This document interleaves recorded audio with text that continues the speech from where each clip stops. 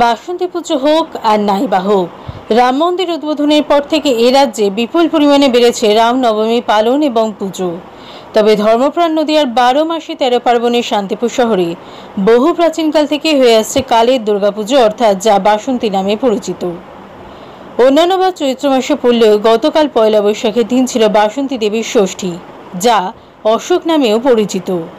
আজ সপ্তমী, আগামীকাল অষ্টমী এবং ঠিক তার পরের দিনই নবমী।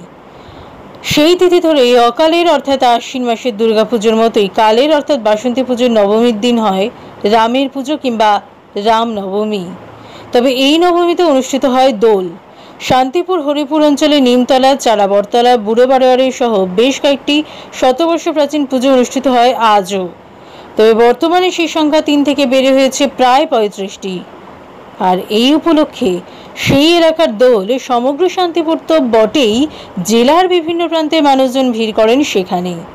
শোভাযাত্রাও ভাঙাড়াসের থেকে কোনো অংশেই কম নয়।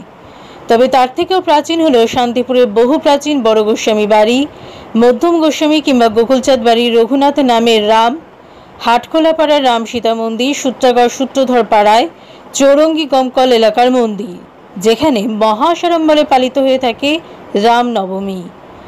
তবে সম্প্রতি অযোধ্যার রাম মন্দির উদ্বোধন এবং রামলালার মূর্তি প্রতিষ্ঠার পর এবার রামচন্দ্রের মূর্তির বদলে রামলালা পুজোর সিদ্ধান্ত নিয়েছে শান্তিপুর রামনবমী উদযাপন সমিতি। এবারে তাদের তৃতীয় বর্ষের পুজো শান্তিপুর স্টেশন সংলগ্ন গোলপার্ক বাদ দিয়ে গোডাউন মাঠে হতে চলেছে। শান্তিপুর রেলওয়ে স্টেশনকে অমৃত মহোৎসব প্রকল্পের অন্তর্ভুক্ত করায় সংস্কারের কাজ চলছে, আর সেই কারণে এই স্থান পরিবর্তন বলেই জানাচ্ছেন উদ্যোক্তারা। আজ থেকে প্রায় 1 মাস আগে শান্তিপুর পুটোপুটি তলার মৃৎশিল্পী সৌরভ সাহাকে মাটির রামলালা বানানোর দায়িত্ব দেয় রামনবমী উদযাপন সমিতি। শিল্পী জানাচ্ছেন, রামলালার মূর্তি তার হাতে এই প্রথম। তবে ভালোভাবে পর্যবেক্ষণ এবং প্রতিমা নির্মাণের পাশে কাগজে রামলালার অবয়ব রেখে তবেই তৈরি করা হয়েছে। নিজেদের প্রচেষ্টার কোনো ত্রুটি রাখা হয়নি, বাকিটা দর্শকদের হাতে। অন্যদিকে উদ্যোক্তারা জানাচ্ছেন, ইতিমধ্যেই তাদের রামলালার অর্ধসমাপ্ত ছবি সোশ্যাল মিডিয়ায় চর্চিত বিষয়, তাই প্রচুর দর্শনার্থীর সমাগম হবে এ বিষয়ে কোনো দ্বিমত নেই।